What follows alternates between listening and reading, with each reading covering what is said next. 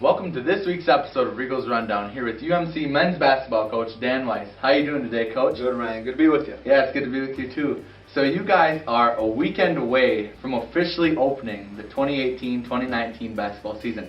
How excited are you to get out on the court for the regular season? Well, it was a long wait, and we had a good kind of final run-through, shoot-around type of practice yesterday. Yep. Giving the guys off 3 days now, and we're ready to hit the hardwood on Monday full go. Right. It's been a long time coming, I'm sure. You know, I know our players enjoy the summer, but for me it was a long summer because we were excited with where we're at with things and got some upperclassmen, and but here we go. Ready or not, Here we come. Yeah, it's coming. So what are some of the key things that you and the coaching staff are trying to figure out here in the first couple of weeks, maybe about the team or about what you guys want to do? Well, what I do in the preseason is we do mix up lineups quite a bit, which is kind of hard on the players because they don't play with the same guys all the time, but it helps us in the long run.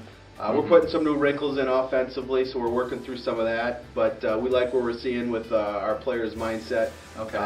Like I said, with the upperclassmen help, they've been there, done that, and they've really bought in. Our this preseason was the hardest one we've put in since I've been here. We do some plyos, do the hill runs, the local hill.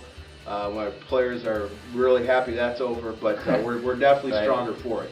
Right, and I've got the chance to see some of your guys' practices, and it's been nothing short of spectacular. You guys have been doing great. So. Well, when there's sometimes you go 5-on-0, you look pretty good when there's no defense out there. Right. But hey, you guys are gonna do great, man. So you have a couple key pieces returning to the team this year. NSIC All-Conference first-team player and honorable mention All-American Harrison Cleary, and then also NSIC Defensive Player of the Year Gable Smith. What are some of your expectations you have for them as individuals this year? Well, they're going to have a target on their back, so to say. Right. A guy like Harrison, who first-team All-League guy, All-American guy. The beautiful thing about Harrison is he went back and worked as hard as he's ever worked this summer, and he came back healthy. Last year he didn't come in healthy. So he's going to carry a big load for us, and he's an upperclassman now. He's been there, done that, and we're going to put a lot on his shoulders. And Gable Smith, Defensive Player of the Year. He's affected games, cleaned some stuff up for us, and we're going to ask him to do a lot of things, and along with some of our other seniors. And you feel a little bit better as a coach when you have some upperclassmen. When we started the program, we went kind of with a youth movement, and in this league, when you do a youth movement, that doesn't always, it takes time. It takes time. Especially in the NSIC. Especially in the Northern Sun, you can't just get them older with a wand. They got to go through the process, and we feel like we've been through the process a little bit. And one thing is, nothing's we got to go earn it. Just because we went through the process doesn't mean we're going to be more successful. We have to fight each game, and but I tell you what, as a coach, I feel much better about the fact that they've experienced the league a couple years and got a little bit bigger, faster, stronger. And like you said, here we go. We're ready to go on Monday. Ready to prove ourselves. Right, absolutely. And you talked a little bit about health and staying injury-free. You have a lot of players also returning who are key pieces to the team as well. Many of them foreshadowed by injuries last year, whether they were out for part of the season or all of the season. What are some of the goals that you guys have as a team now this year? Well, we take it one day at a time. One thing we do have this year is more depth than we've ever had. So, there's only a certain amount of minutes we can play. And if we got a team, which I think we do, if no one cares who gets the credit on the teams, maybe you're starting, maybe you're not, maybe you're playing at the end of games, maybe you're not. If we're all excited for ourselves, but for our teammates, that's going to go a long, long way. So last year, our injury bug hit us really hard, and that was pretty tough the second half of the season. If we can stay healthy, we'll see what happens.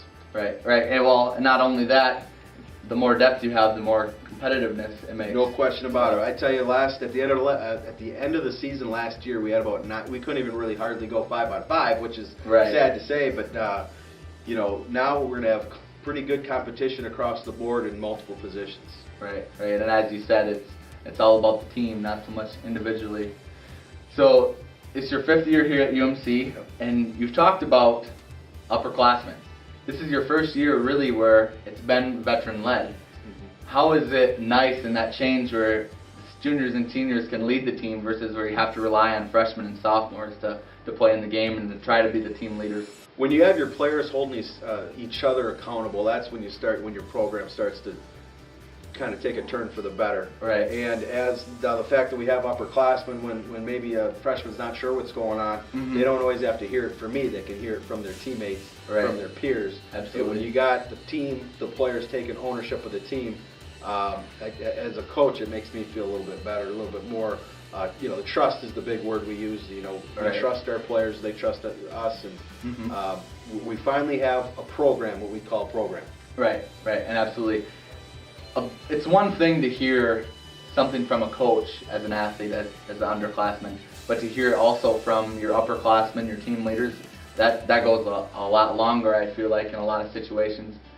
Because, not only is the coach telling it, but the upperclassman's telling it, he's trying to help you, so everybody can help you get better, instead of, underclassmen where it's like, what's going on, you don't know what's happening. Well, and you're an athlete, and we have certain standards, and we got to hold our guys to a high standard. Right.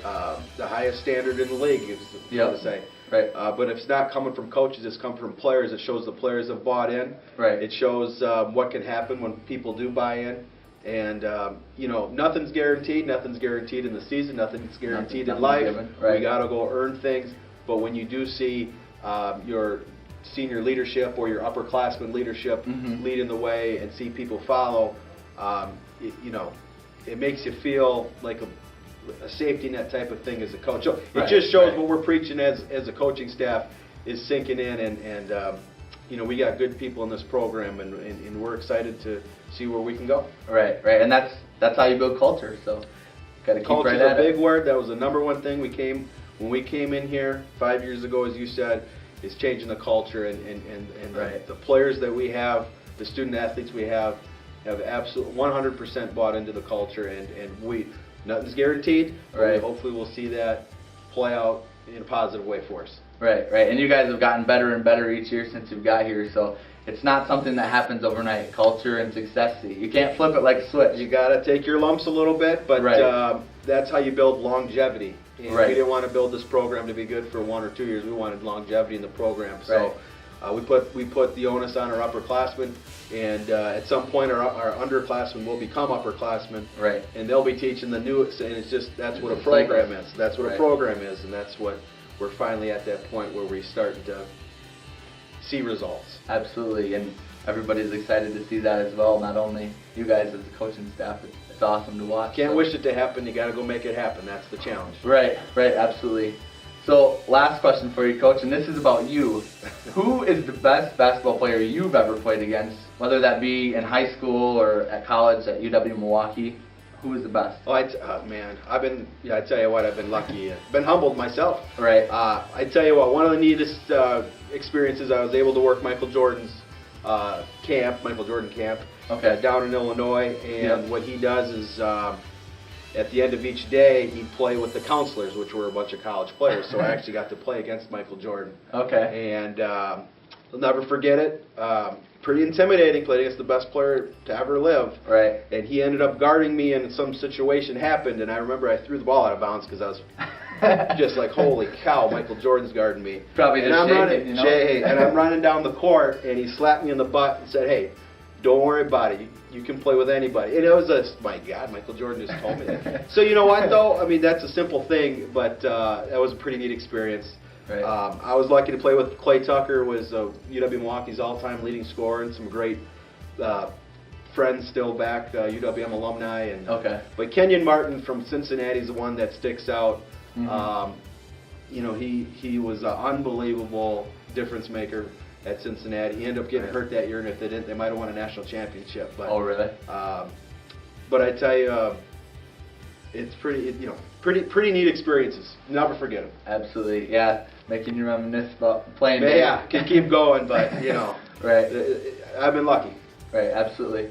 You're lucky with the team you got this year too. I'm lucky to have these guys, but we appreciate everything our players do, and we're going to keep. We'll keep that standard, that high standard going here. Right.